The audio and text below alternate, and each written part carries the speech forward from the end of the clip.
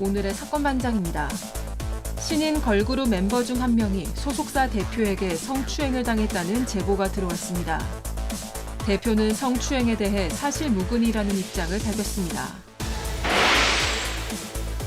차량 밀수출업자들이 사람들을 시켜 렌터카를 빌린 후 해외로 수출하고 있다는 제보가 들어왔습니다.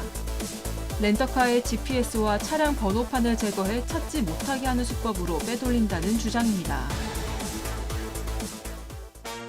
깨르롱! 안녕하십니까. 저는 금요일 이 시간이 제일 좋아요. 그리고 금요일 이 라인업이 제일 좋습니다. 예, 진실 추적자 사건 반장 시작합니다. 지난 6월 저희가 제보로 전해드렸던 사건이죠. 이 대구 중구청 공무원이 관내 치킨집에서 맥주를 저렇게 바닥에다 부어버리고는 이걸 제지하는 업주한테 야, 나 구청 직원인데 니들 장사 망하게 해줄까 막 했던 거. 자, 사반 방송 이후에 난리가 났죠. 구청장이 직접 사과하고 자, 결국 그 공무원 협박 혐의로 검찰에 송치됐답니다. 하지만 이제 와서 그럼 뭐 하나 싶기도 합니다. 그 치킨집 결국 그 사건 직후 폐업했기 때문이죠. 오늘 출연자 소개 올리죠. 예. 자, 백다희 아나운서, 박지훈 변호사, 박상희 한국열린사이버대 교수, 김은배 전 서울청 팀장 나오셨습니다. 안녕하세요. 안녕하세요. 예. 원보 씨랑 동갑내기 뱀띠 아줌마요. 사반 보면서 세상을 배웁니다 하신 이숙경님. 자, 서울 충정로입니다. 쏟아질 것 같아 아주 그냥 차 안에다 넣으면 안 되겠니 하신 김정란님. 자, 어제 서울 지하철 4호선이에요. 아주머니 제발 족 좀 내려 그리고 신발 신어 하신 양희찬님. 자, 그리고요. 자, 수원역 플랫폼입니다. 대낮에 어떤 아저씨가 저기서 소변 보고 있어. 맞은편에 다 보고 있는데 술도 안 취했어. 아, 왜 저래 진짜 하신 수빈맘님. 아유 정말. 자, 서울 명일동 백반집 앞인데요. 어떤 젊은 사람이 꼭 식당 문 앞에 저렇게 오토바이를 주차해놔요. 나이 드신 식당 사장님이 몇 번을 부탁해도 계속 저런다네요. 야, 오토바이 빨리 치워 하신 이미나님, 신금라님 모두 사랑합니다. 자, 재미는 물론 의리로 함께하는 아세사반 뉴스 759 대한민국과 전 세계 동포 가족 여러분의 시선을 모아서 출발합니다.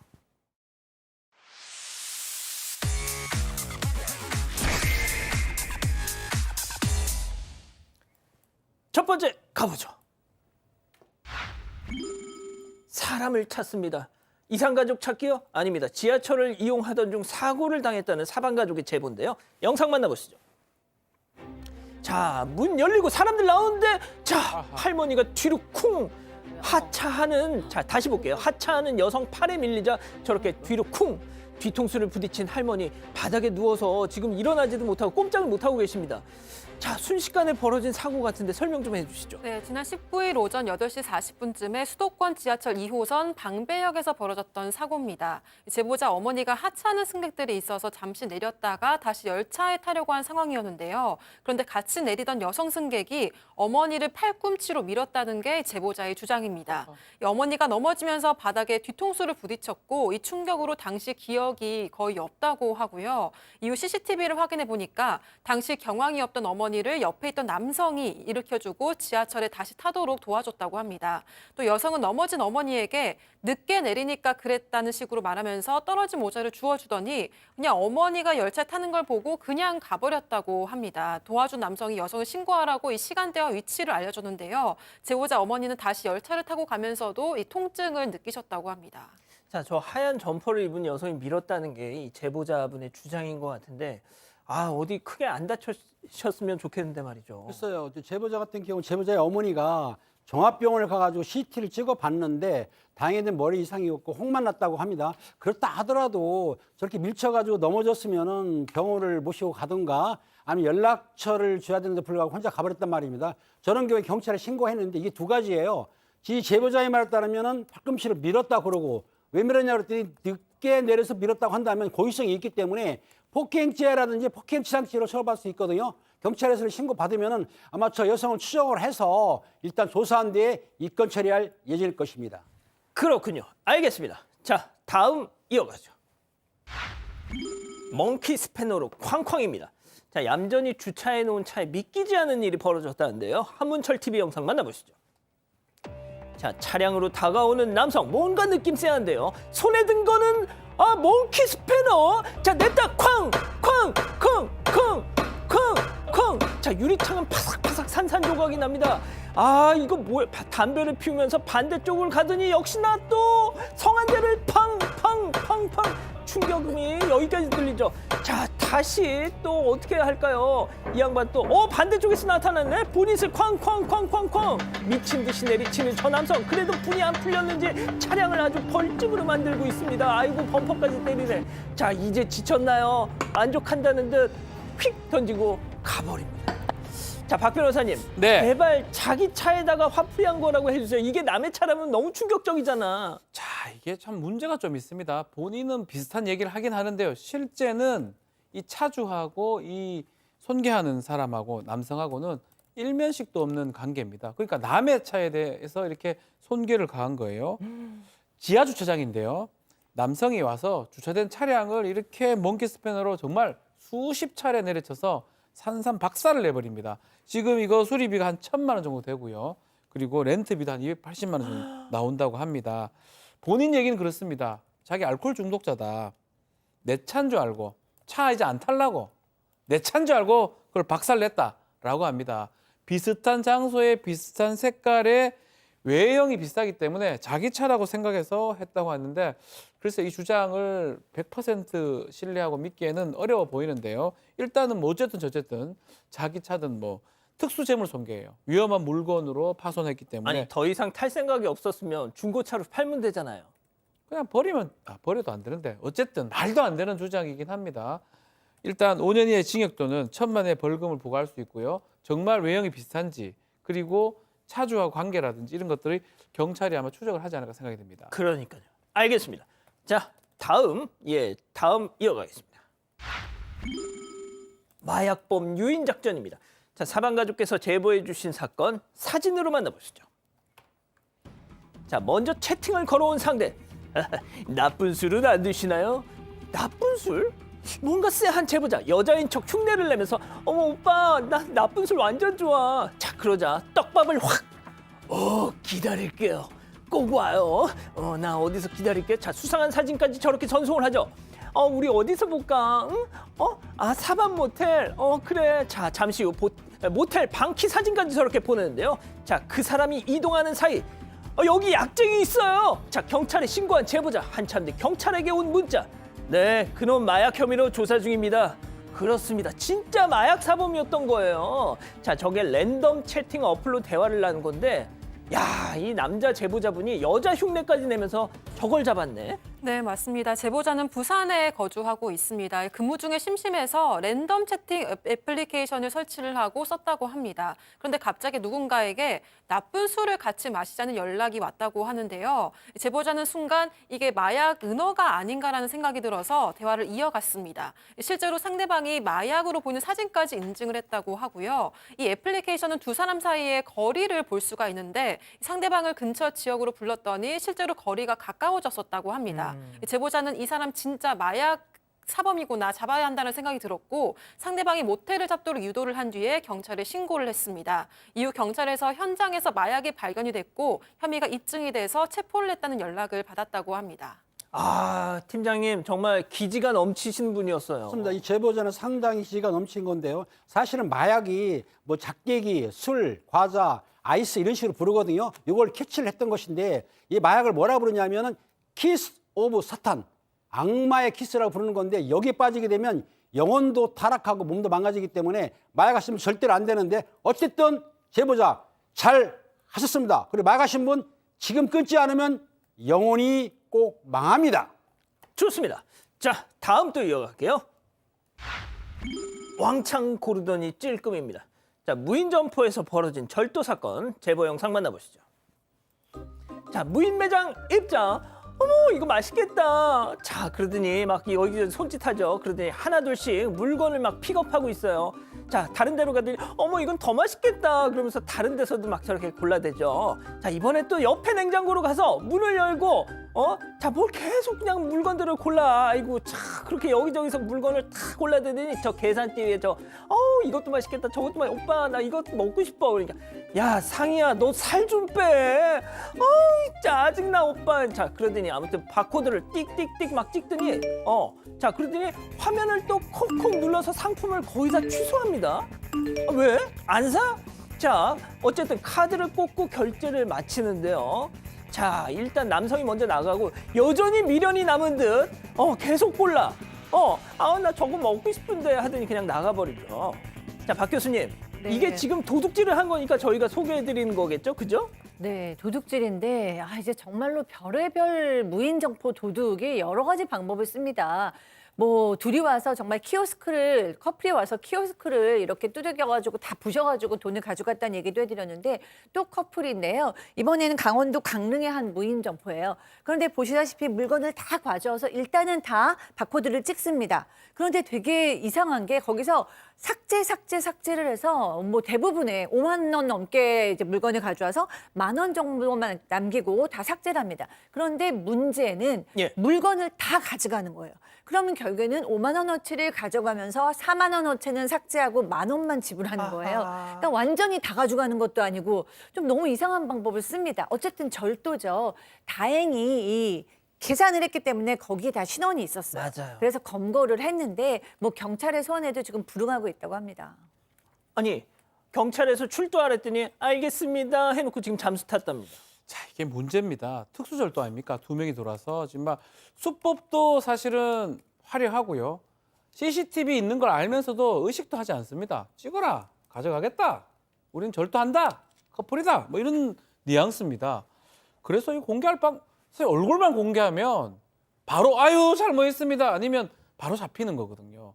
경찰에서도 사실은 뭐 CCTV 있고 확인했기 때문에 기다리고 있는 것 같지만 이 사장님 입장에서 상당히 아마 애탈 거면 돈이 얼마인지 떠나가지고 저게 좀 말도 안 되는 행동 아니겠습니까? 항상 하는 얘기지만 여기서 얼굴만 두 사람 공개를 하면요. 제보가 많이 들어올 거예요. 누구누구 커플인데 사실 커플 아니에요. 어째 나올 거거든요. 사실 그런 것도 좀 아쉽습니다. 뭐 절도 범죄까지 다 하자는 말은 제발 아니지만 커플이라고 해주세요. 커플 남매는 아니겠죠? 예. 네. 알겠습니다. 좋습니다. 자, 마지막 사연으로 가볼게요. 아찔한 마라맛 시월드. 자, 집단지성의 판단을 받아보고 싶으시다면서 제보해 주신 사연 함께 들어보시죠. 안녕하세요. 시어머니와 문자를 하다가 억울한 일을 겪은 40대 여성입니다. 저는 결혼 15년 차로 지금 직장에 다니고 있어요. 집에서 시가까지 차로 1시간 거리인데 한두 달에 한 번은 꼭 시가에 들러서 좋은 관계를 유지하려고 노력하고 있습니다.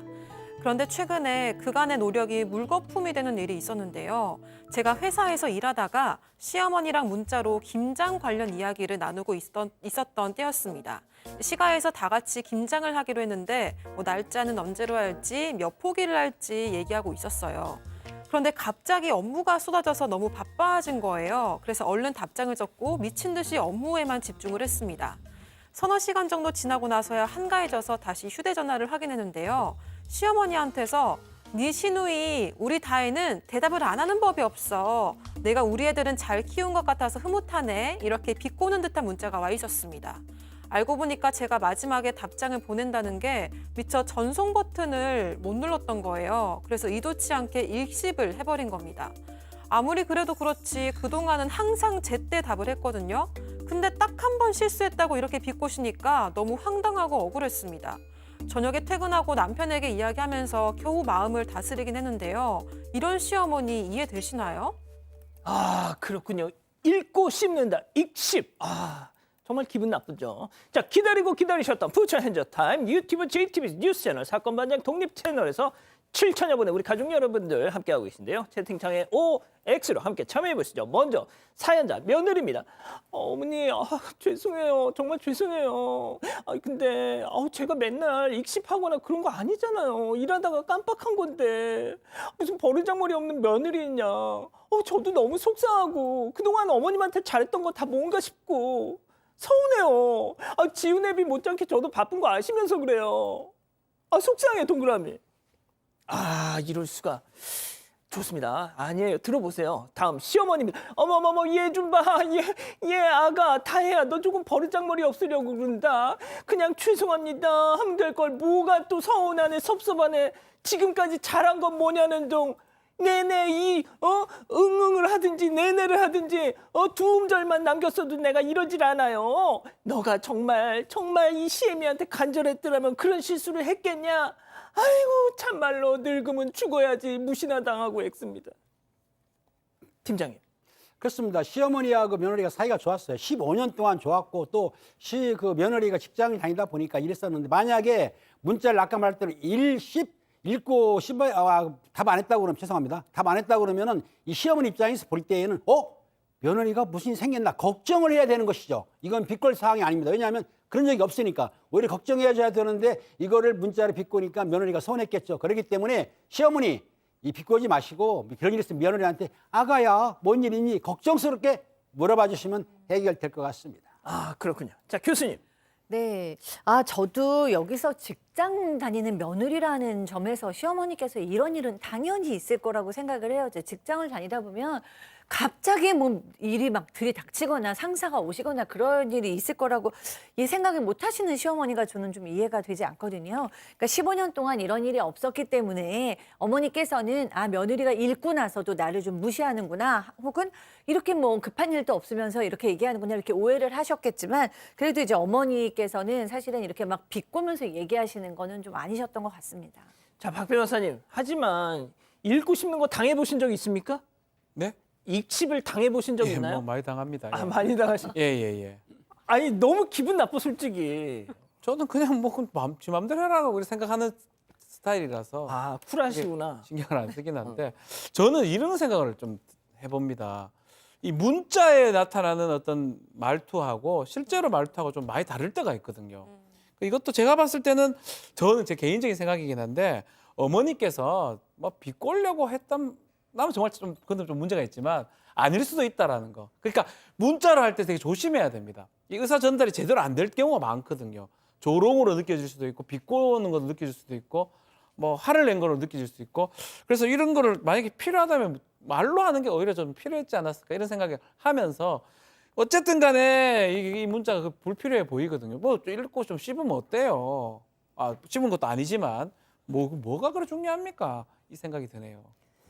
중요합니다. 중요합니까? 자 백다희 아나운서. 저는 사실 이렇게 안 읽고 답을 안 하거나 읽고 답을 안 한 경우가 저부터가 좀 많아서 어떤 상황이라는 걸 좀 이해를 하거든요. 근데 이제 어머니께서는 본인은 읽고 씹는 경우가 많아요. 그러니까 바쁠 때 그런 경우가 있어서 왜 그랬는지 상황을 잘 알아요. 그래서 저는 어쩐지. 그러려니 하는데 저는 선배 카톡을 항상 늘 답을 합니다. 네, 그래서 어떤 상황인지 알기 때문에 좀 그러려니 하는 편이거든요. 근데 어머니께서는 이런 바쁜 상황을 몰라셨을 수도 있으니까 사실 너무 속상하실 것 같지만 좀 상황을 잘 그냥 설명을 해드리고 좋게 풀면 좋겠습니다. 가족 여러분. 네, 가족 여러분은 김영상님, 시어머니와 거리를 두시는 게 좋을 것 같습니다라고 하셨고요. 구름빵빵님, 이해할 수 없습니다. 시어머니의 그런 행동은 앞으로도 계속될 것 같아요라고 하셨습니다. 하지만 하루님은 읽고 씹는 거 너무합니다라고 하셨습니다. 그렇군요. 자, 사반 제보 메일과 카톡 제보 채널에서는 많은 사연 제보 기다리고 있습니다. 오늘도 본방 끝나고 유튜브 라이브 우리 박상희 교수님과 사반 후반이 이어집니다. 자, 허정수님 보고 계신가요? 경기도 시흥의 중소기업 사만 산업 다니신다고요? 자, 그런데 회장님 자랑을 하고 싶다고 하셨어요.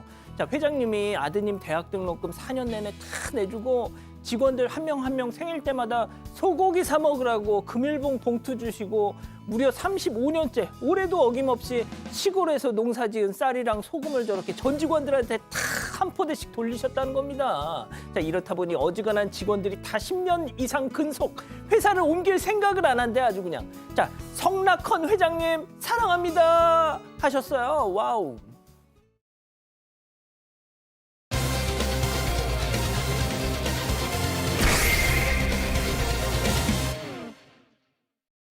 신인 걸그룹 멤버 중 한 명이 소속사 대표에게 성추행을 당했다는 제보가 들어왔습니다.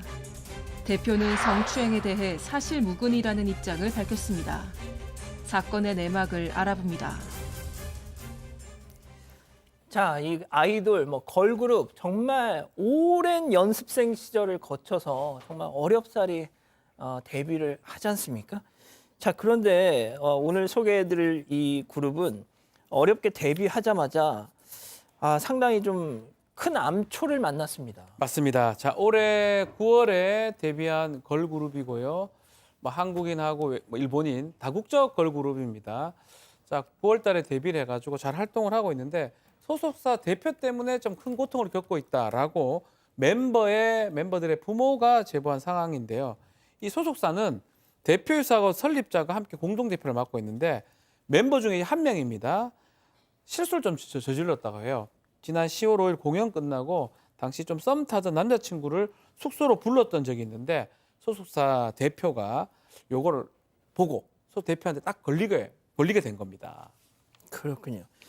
자, 아이돌은 가뜩이나 연애 문제에 상당히 민감한데 신인 아이돌이 이렇게 남자를 숙소로 부른 건 뭐 대표 입장에서 화날 일이긴 하죠. 이 대표는 너 이거 얼마나 잘못한 일인 줄 알아? 뭐 해당 멤버를 상당히 다그쳤다고 합니다. 자, 그러고는 정말 뭐 이런 제안을 해왔다는 주장인데요. 체크포인트 짚어보죠. 자, 일일 여자친구 해줄래? 자, 당시 상황을 증언했던 멤버의 녹취 일단 한번 들어보시죠. 진짜 이번 활동까지는 끝내게 해주세요. 그게 제 소원이에요. 라고 이렇게 말을 했는데 너 소원 들어주면 내 소원도 들어줄 거야? 그러면 내 소원은 1일 여자친구 해주는 거야. 해줄 거야? 라고 하셨어요. 뽀뽀해도 돼? 라고 강제로 하시고 입국 다물고 있었는데 막 손을 집어 넣으려고 하시고 뽀뽀도 목에도 귀에도 계속 핥으시고 제가 여기는 지키고 싶어서 이렇게 하고 있는데 이거 치워봐 이런 식으로 얘기하시고 계속 만지시고 가슴 만져봐도 돼? 엉덩이 한 번만 주물러보면 안 돼? 이렇게 하시고 싫어요 했는데도 계속 그러고 2시간 동안 그랬어요. 자, 좀 설명 좀 해주시죠. 네, 해당 멤버는 지난달 24일에 그 대표한테 이번 활동까지만 끝내게 달라는 게 소원이라고 빌었다고 합니다. 그런데 대표가 너 소원 들어주면 내 소원 들어줄 거야 라고 하면서 멤버에게 1일 여자친구가 해달라고 얘기를 했습니다. 해당 멤버는 그냥 하루 동안 뭐 밥을 먹고 영화를 보고 이런 데이트를 생각을 했다고 하고요. 계속 활동을 하고 싶다는 마음에 그걸 수락을 했었다고 합니다. 그런데 그러자마자 대표가 사무실 문을 잠그고 몸을 더듬었다는 건데요. 이후 영화관에 데려가서 영화를 보는 내내 강제로 입맞춤을 하고 신체 중요 부위까지 만지는 등 성추행을 했다고 합니다. 싫다고 거부 의사를 했지만 소용이 없었다고 전했습니다. 자, 그런데 당시 상황에 대해 소속사 측은 또 다른 반박을 하고 있습니다. 네, 소속사 측은 완전히 반대 얘기입니다. 일단 이 멤버가 활동을 계속하게 해달라라고 얘기를 했고 또 일일 여친이 되어주겠다라고 먼저 얘기했다는 겁니다. 그리고 또 영화도 먼저 보여달라 그랬다는 거예요. 영화를 보여달라 그랬기 때문에 같이 영화관으로 간 것이다라고 얘기를 하고 있어요. 또 두 사람이 일상적으로 소원 얘기를 나누는 대화가 영상으로 있고 성추행을 의심할 만한 정황은 전혀 없다라고 밝혔습니다. 자, 그 해당 멤버는 결국 자신이 이 소속사 대표에게 앞서 들으신 그런 일을 당했다라면서 부모님에게 털어놨다고 해요. 자, 이게 그러다 보니까 결국 다른 멤버들의 보호자들 귀에도 들어가게 됐다고 하는데, 자, 그 멤버의 부모님들은 회사로 찾아가서 그 소속사 대표를 당연히 만나셨겠죠. 예. 자, 그 당시 상황 녹취도 한번 들어보시죠. 아이들 마음 편하게 우리가 맡겨놓았을 때는 거기에 대한 진실을 좀 알고 싶어서 어떤 일이 있었는지 제가 명백히 실수한 게 맞고요. 대표님, 어제도 말씀드렸지만 그 실수가 아니었잖아요. 대표님이 그동안도 이렇게 좀 애들을 사심으로 많이 대하셨잖아요. 랑 그동안 심야 영화 많이 보러 다니셨잖아요. 아니요, 딱 한 번 맞습니다. 그 말에 따라주지 않으면 말도 안 되는 불이익을 주셨다고요. 저희가 상식적으로 느끼기에는 정말 별이 아니고 이거는 애들 공원이에요. 아직도 미성년자인 거 아시죠? 자, 박 변호사님. 자, 이게 10월 말입니다. 다른 멤버 부모가 이 얘기를 듣고 나서 대표한테 소속사 전화를 걸어가지고 저 맞냐? 지금 정말로 성추행이나 뭐 이런 것들을 당했다고 하는데 맞냐라고 질문하는데 처음에는 오해다, 그런 일 없다라고 대표가 강하게 부인을 했던 것 같습니다.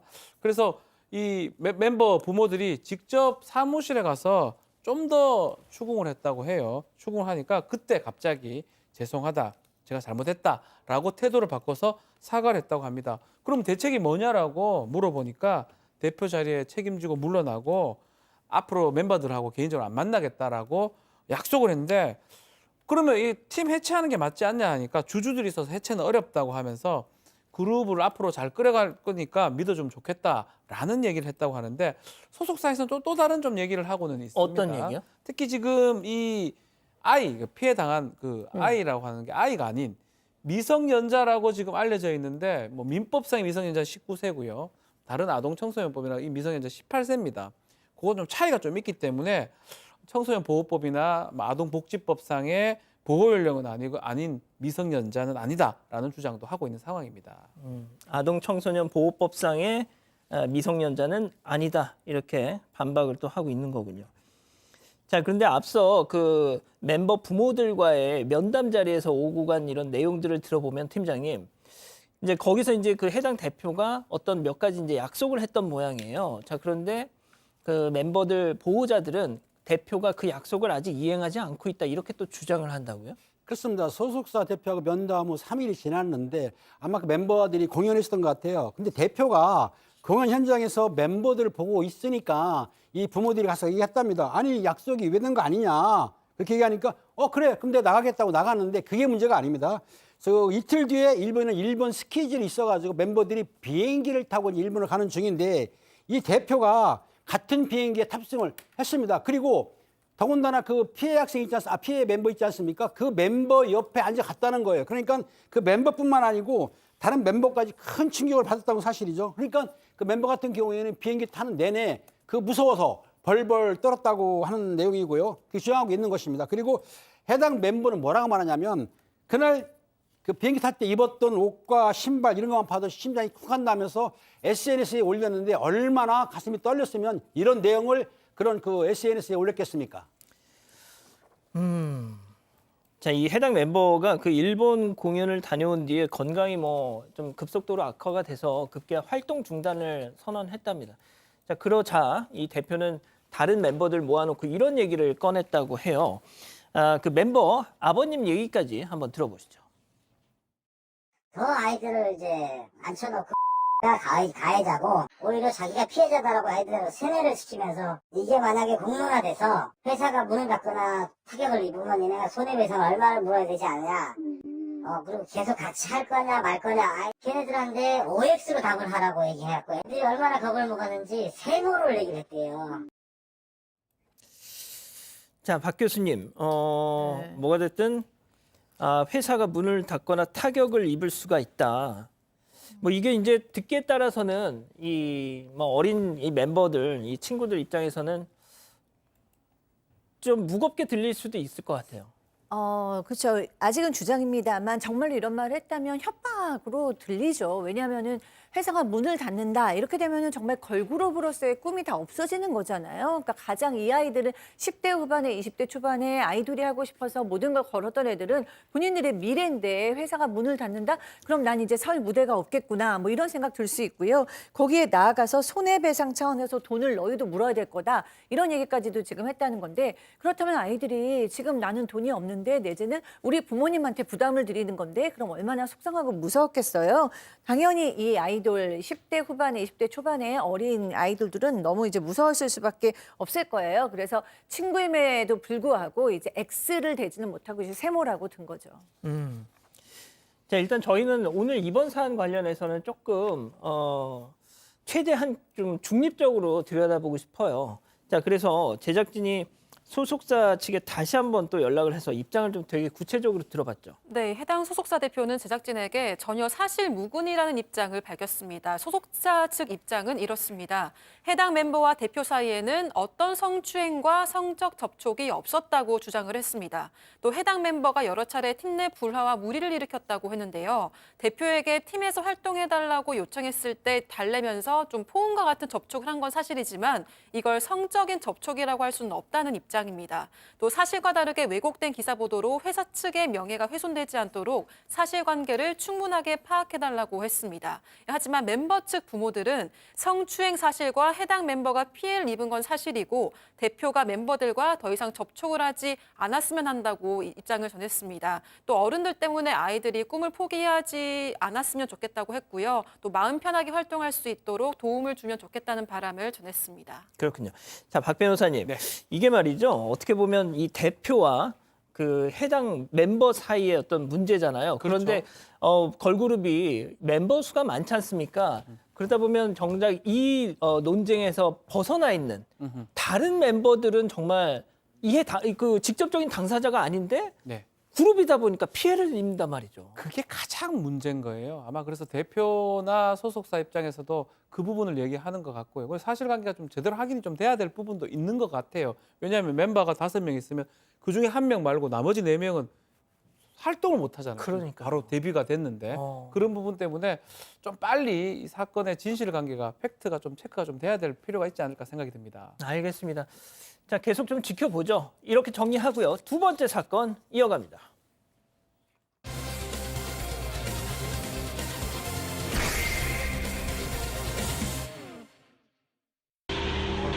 조심하세요. 1억 원이 훌쩍 넘는 고급 외제차를 렌트해 가는 손님에게 정중하게 인사를 건네는데요. 그런데 이후 이 차는 홀연히 사라져버렸습니다.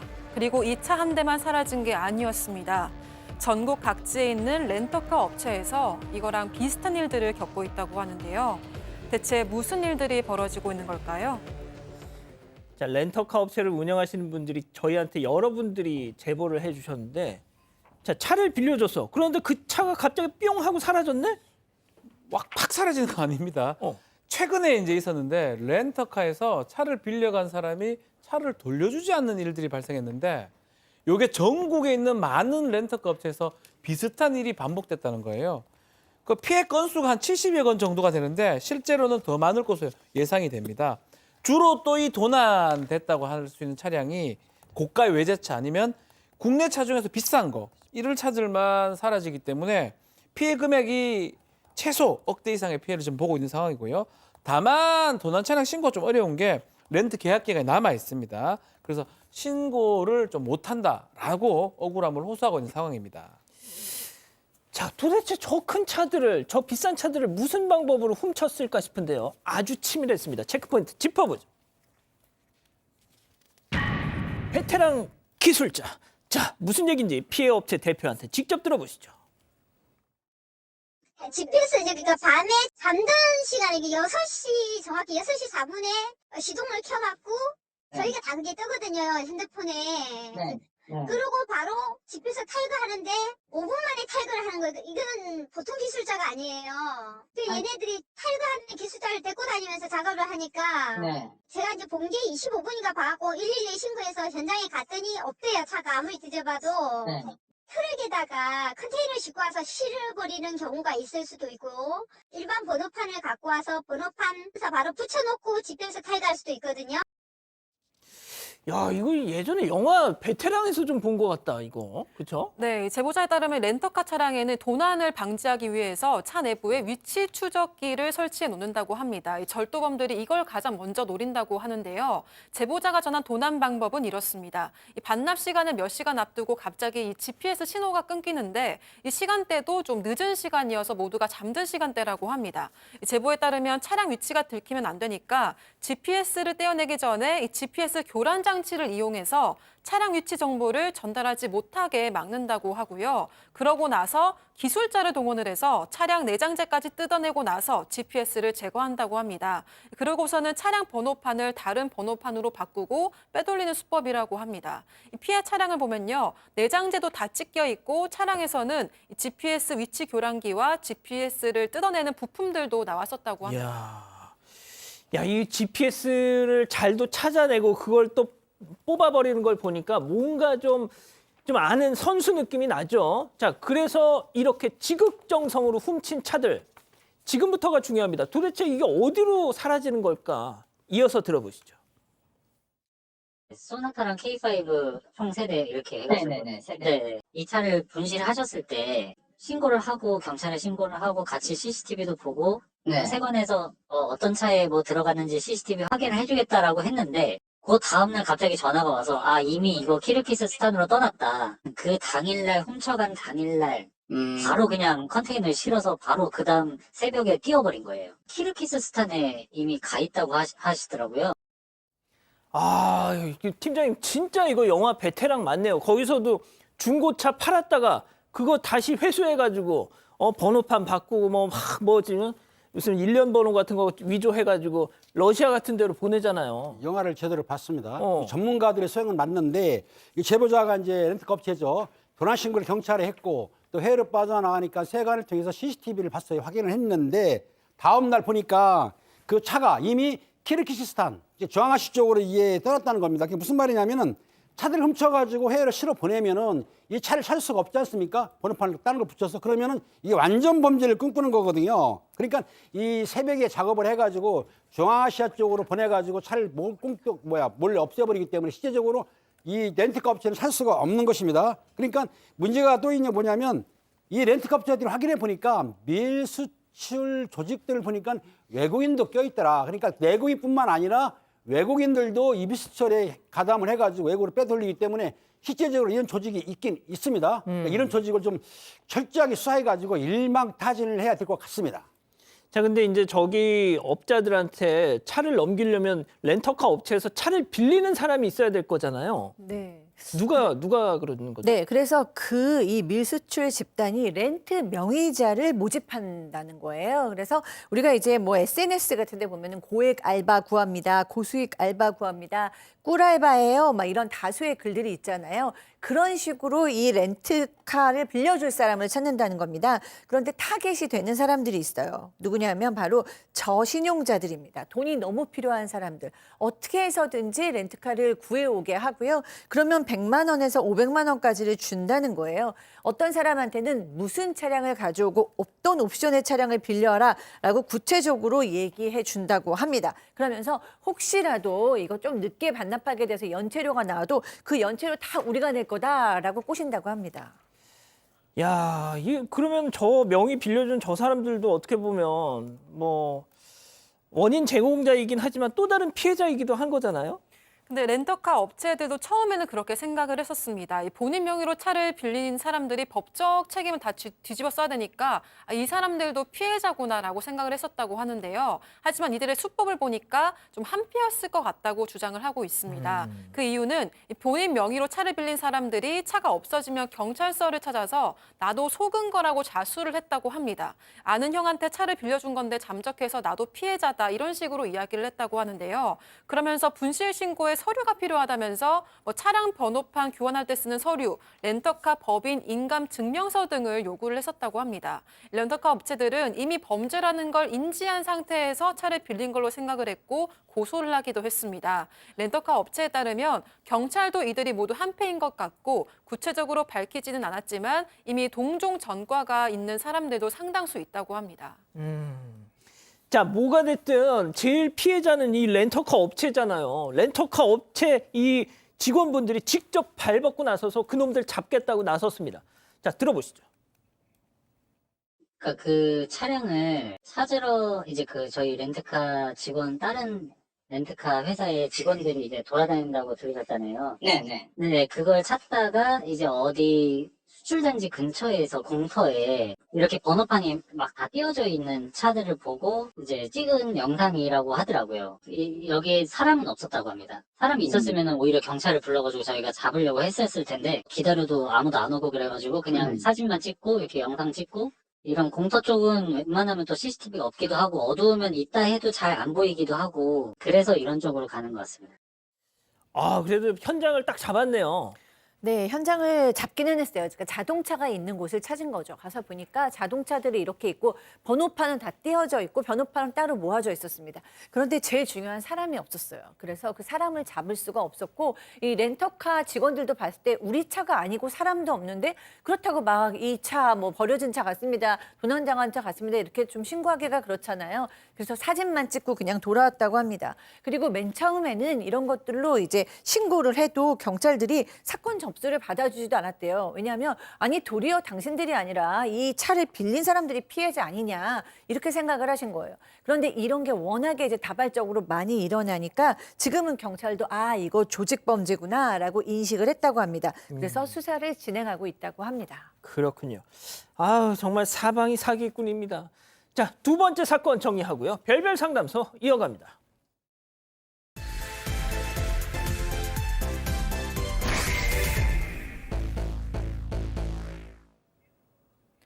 사진관에서 가족 사진을 찍는 단란한 가족의 모습.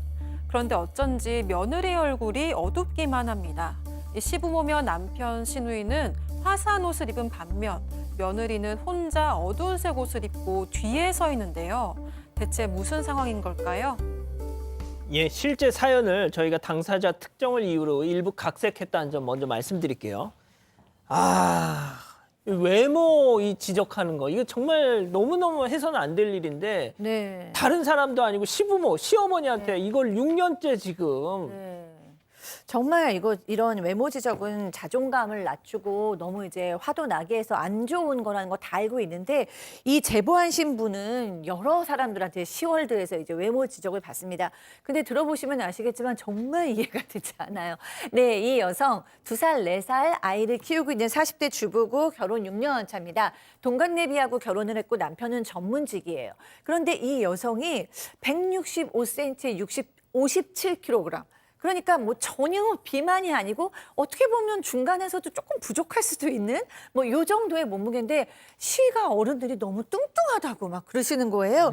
그런데 뭐 조금 이해가 안 가지는 않는 부분은 뭐냐면 이 남편이 167cm에 몸무게가 50 정도밖에 안 됩니다. 아유, 완전 빼짝 그러니까 말랐네. 너무 마른 남편이에요. 그리고 시어머니도 그렇고 누나도 그렇고 다 150cm, 154cm 이렇게 좀 다들 좀 이렇게 작은 가족입니다. 그러다 보니까 이 보통 키와 아주 좋은 몸무게를 가지고 있는 이 제보자가 처음에 인사하러 갔을 때도 이 시댁 식구들이 어디 막 놀랐다고요. 너무 큰 여자가 와가지고. 박 변호사님. 예. 그래, 이 사람들이 너무 날씬한 거라고 생각이 드는데 어쨌든 처음에 만났을 때 아유 건강해 보인다, 훤칠하다 이렇게 인사를 했다고 합니다. 그래서 뭐 이게 좋은 건 이제 생각을 했었는데 시간이 흐르면서 이런 얘기를 자꾸 했대요. 시모가. 예. 우리 아들 취향이 정말 특이하네. 나나 우리 누나 닮은 좀 작은 사람 데리고 올 줄 알았더만 와 정말 네 같은 정말 크다란 사람 데리고 올 줄 몰랐다. 현관이 꽉 차더라. 이렇게 얘기를 했다고 하고요.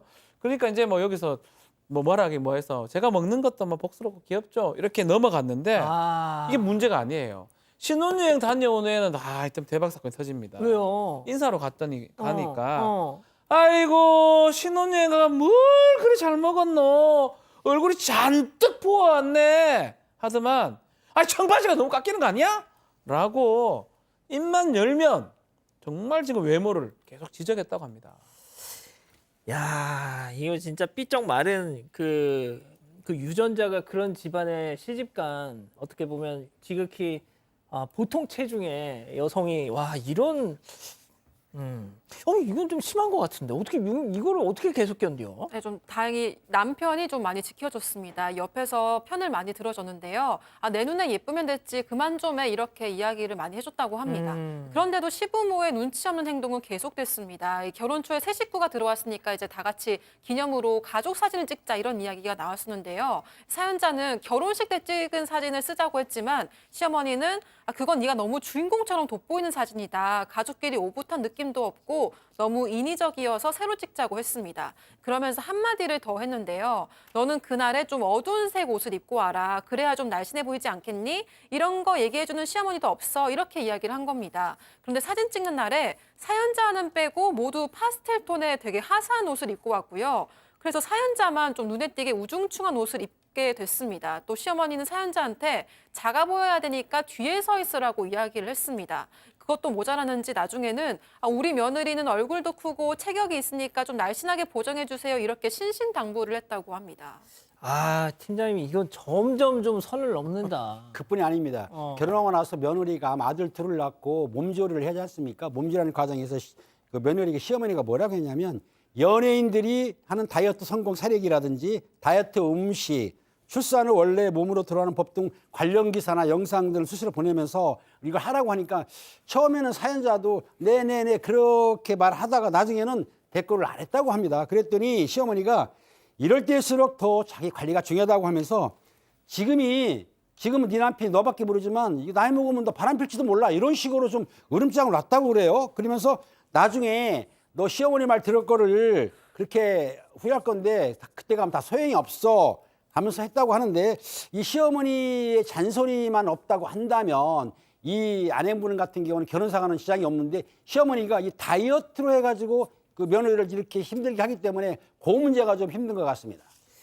야, 너 지금은 남편이 너만 쳐다보고 있지만 너 사람 빼면 나중에 네 신랑 바람난다. 아유, 그때 가서 우리 시어머니 얘기 들을 걸 후회해봤자 너 이런 거잖아요, 지금.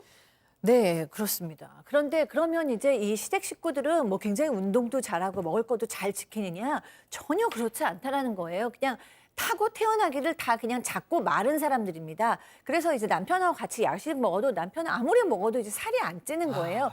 그런 사람들이 있잖아요. 있죠. 그런데도 이 시어머니는 너 옷만 사지 말고 니네 남편 옷도 좀 사다 주라고 계속 잔소리도 하고 그랬어요. 그런데 정말 더 놀라운 일이 발생을 했습니다. 어떤? 시어머니보다 더 큰 빌런이 있었는데 네, 바로 시아버지셨어요. 시아버지가 어느 날 아이들을 데리고 이렇게 왔는데 우리 집 아이들은 아무도 이렇게 살찐 애들이 없었는데 여기는 며느리 닮아서 애들이 좀 통통하니 살이 쪄가는 것 같다. 그러면서 애들 소화비만 걸리지 않게 조심해라. 이렇게 얘기를 하시는 거예요. 그래서 남편이 이제 좀 화가 나서 아니 아버지 애들 한창 잘 먹어야 되는데 무슨 소리입니까? 이렇게 좀 대들었더니 하레베로서 걱정돼서 그러는 얘기인데 그것도 못 듣냐고 또 버럭 도리어 더 화를 내셨다고 합니다. 아, 며느리 사랑 시아버지 아닙니까? 야, 시아버지가 알고 보니까 한술 더 뜹니다. 얼굴을 여러저리 보더만 봐라 맞다 내 말 맞지? 뭐가? 그 눈이나 턱은 꼭 해야 된다 아이가? 라고 시아버지가 시어머니한테 얘기하는 것을 들었다고 해요. 그러면서 물론 최고의 최고의 성형은 다이어트라고 하긴 하는데 살 빼는 게 쉽겠냐? 그래도 이 부은 눈하고 이런 거 쌍꺼풀하고 턱만 좀 깎으면 뭔가 좀 될 것 같은데 어떻니? 라고 얘기를 했다고 하고요. 또 못할 게 뭐 있냐? 너희 시간이나 돈이 없냐? 예뻐지면 좋잖아 라고 했는데 마지막에 이런 얘기합니다. 내가 다 알아봤다. 부작용 없다. 전화도 해놨으니까 상담 바로 받아라. 이렇게 얘기를 했다고 합니다. 아, 세상에. 자, 지금부터 말이죠. 중요합니다. 스트레스 가득 며느리 역할의 백다희 아나운서. 자, 며느리 외모 지적이 취미인 시어머니 역할의 박상희 교수. 숨어있던 빌런 시아버지 박지훈 변호사. 별별 극장 레디 액션. 우리 며느리 얼굴 좀 보자. 아이고 얼굴이 막 커질락하노. 아니 살을 좀 빼든가 이 턱을 좀 깎든가. 아 얼마나 이쁘겠노. 아버님 저 그렇게 뚱뚱한 거 아니에요. 그리고 우리 은배랑 원보 한참 잘 먹어야 되는 나이인데 소화비만 얘기하시는 것도 너무 불쾌해요 사실. 어머. 얘 말하는 것 좀 봐. 얘 할아버지 할머니니까 이렇게 얘기하는 그래. 거지. 누가 가족이 아니고 누가 이런 얘기? 누가 해주노? 누가? 어머니 그리고 어머니도 너무 하시거든요. 가족 사진 찍는데 저만 왕따처럼 검은 옷 입고 오라고 하시고 뒤에 서 있게 하시고. 아이고 그 얘기는 내가 하락했다. 우리 다 조만하잖아. 너 혼자 넙대대 해가지고 내가 속상할 뻔 그랬다 아이가. 제가 어디가 넙대대한다고 그러세요. 넙대대하다. 그냥 이 살대로 넙대대. 살게 냅두세요 진짜. 넙대대하다. 아, 잠깐만. 박 변호사님 이거 약간 사감이 들어간 것 같은데 너무 막 제가 액션까지 막 취하면서. 제가 넙대대하죠. 예. 예, 아, 좋습니다. 자, 그럼 여기서 별별 상담소 오늘의 궁금증 짚어보죠. 외모 지적하다 성형수술 강요까지. 아, 이거 어떻게 좀 팍 사이다 대처가 좋을까요? 팀장님. 저거 내용은 왜냐하면 며느리가 굶을 수는 없지 않습니까? 이거는 그 시어머니, 시아버지가 말하는 걸 싹 무시하시고 그냥 편한 대로 사세요. 대꾸할 필요가 없습니다. 제가 보기엔. 그렇군요. 자, 박 변호사님. 저는 근데 사실은 이거 얘기가 좀 죄송한데 예. 이렇게 이게 허약한 거나 건강한 거면 전 건강을 선택할 것 같거든요. 진짜? 165에 57kg는 매우 좋습니다. 좀 날씬한 편인데 비판 같이 싸우십시오. 살 좀 찌우라고. 그러게. 좋습니다. 필러 맞아가 찌우라고. 진짜. 그렇게 하세요. 알겠습니다. 자, 교수님.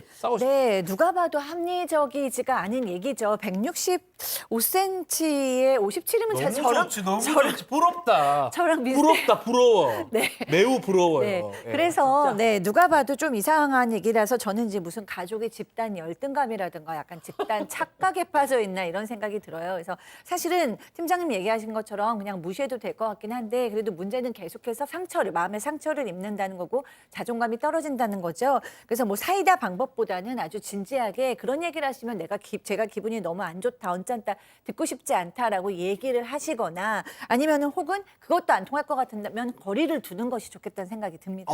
그렇군요. 자, 우리 가족 여러분들 뭐라고 하십니까? 네, 이영수님, 시부모들이 인성에 문제가 있네요. 앞으로 가지 마세요라고 하셨고요. 은빛 두꺼비님, 저도 사진 찍는 사람인데요. 저 같으면 오히려 며느리가 이뻐서 좋으시겠다고 할 것 같아요라고 하셨습니다. 그리고 대갈장군님은 저희 시어머니도 넌 뚱뚱하고 잠깐만요. 대갈장군님이. 대갈 장군님. 일반에서 넉대대.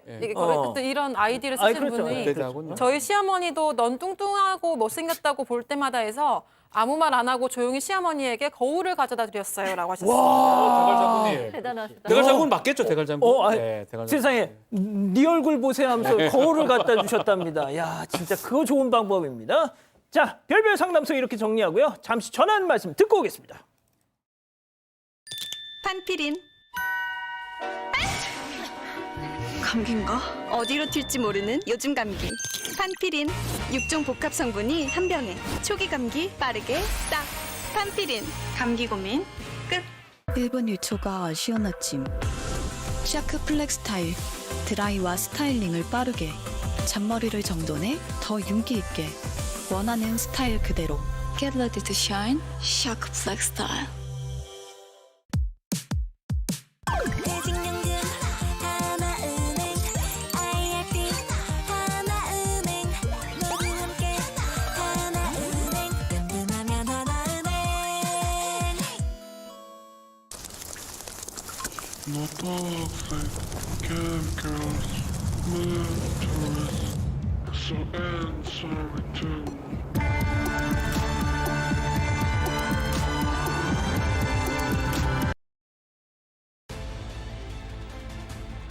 사랑하는 사건반장 가족 여러분, 곧바로 박상희 교수와 함께하는 유튜브 라방 4반 후반 시작되고요. 자, 바로 넘어와 주십시오. 자, 행복한 주말 보내시고 저희는 다음 주 월요일에도 4반 750 저녁 7시 50분에 다시 옵니다. 안녕히 계십시오. 오.